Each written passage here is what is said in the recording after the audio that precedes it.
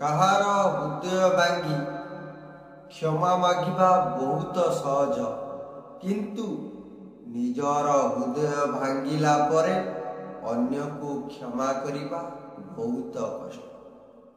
ନମସ୍କାର, ମୋଟୁକୁ ଭାଇ।